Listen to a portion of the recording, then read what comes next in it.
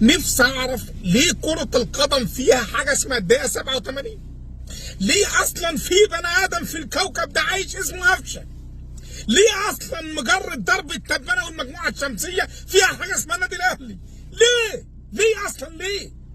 يعني انا عايز اعرف دلوقتي احنا منيمنا في طاجن القرع العسلي طول الماتش وموكلينا الحلاوه وملبسينا السلطانيه ومفرحينا بالاستحواذ، وينزل قفشه بيه اللي بقاله احتياطي ودكه من 1982 والاهلي كان عرضه للبيع واللي عايز يستغنى عنه وجماهير الاهلي مش عاجبها، ينزل في ربع ساعه يعمل فيه ده كله ليه؟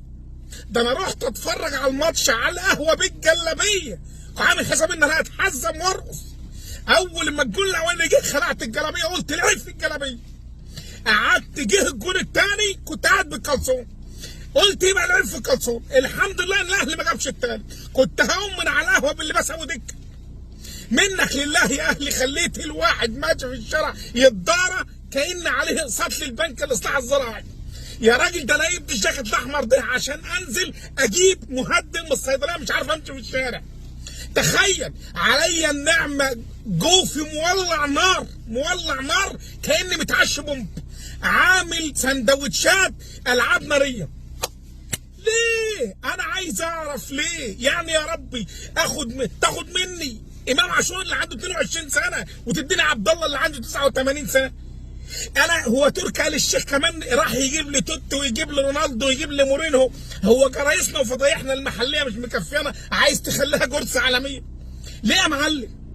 هي يعني احنا هنغلب الاهلي في اي عهد. اتغيرت رؤساء وحكام وملوك ووزراء واجيال راحت واجيال ماتت واجيال انشات ولسه برضه ما فزناش. هنفوز امتى؟ لا، والاهلي قاصد ينكد عليك في كل المناسبات. كل ما نلعبه في واحنا صايمين في رمضان ينكد علينا. في الاعياد كل ماتشات الاعياد الاهلي كسبها. احنا نلاعب الاهلي امتى؟